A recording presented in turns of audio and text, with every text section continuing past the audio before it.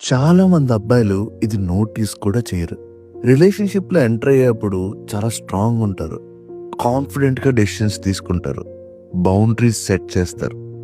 ఆ అమ్మాయి సేఫ్‌గా ఫీల్ అవుతుంది. మరి అబ్బాయి అలైవ్‌గా ఫీల్ అవుతారు.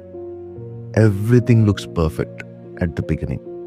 కానీ స్లోలీ ఆ అమ్మాయిని ప్లీజ్ చేసే ప్రాసెస్‌లో తనను తనే లూజ్ అవ్వడం స్టార్ట్ అవుతాడు. Not because she forced him, but because ఆ అమ్మాయికి he's a perfect man for me అని అనిపించాలి అని తను తనే మార్చుకుంటాడు. జిమ్ స్కిప్ చేస్తాడు. గైస్ ట్రిప్స్ క్యాన్సిల్ చేస్తాడు. అండ్ అలా చేయడం it's not a big deal అని చెప్పడం స్వీట్గా అనిపిస్తుంది. కానీ ఆ అబ్బాయి చెప్పే ప్రతి ఎస్లో తనకు తను చెప్పుకునే నో ఒకటి ఉంటుంది. తన జీవితం వదిలేసి ఆమె కోసం మాత్రమే బ్రతకడం స్టార్ట్ చేస్తాడు. ఆమె అడగదు కూడా అలా ఉండమని, కానీ తనే ఇవ్వడం స్టార్ట్ చేస్తాడు. లీడ్ చేయడం వదిలేసి ప్లీజ్ చేయడం స్టార్ట్ చేస్తాడు. తన ఒపీనియన్, తన ట్రూత్ అనిపించిన ప్రతిదీ వదిలేస్తాడు. ఇట్స్ ఫైన్ అని చెప్పడం ఈజీ అయిపోతుంది.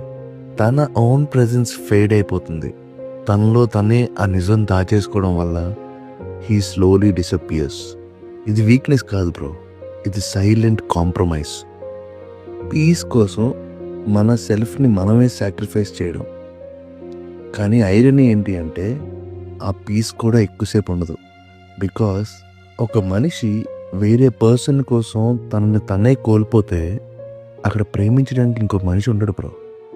ఆ అమ్మాయి ప్రేమించడానికి ఎవరు కనిపించరు. సో డియర్ మెన్, మీ వాయిస్ని మాత్రం వదులుకోకండి. మీ ప్రెజెన్స్ ఫేడ్ అయిపోవడం అంటే it's not just your feelings that fade, it's about slowly losing your soul. Take care.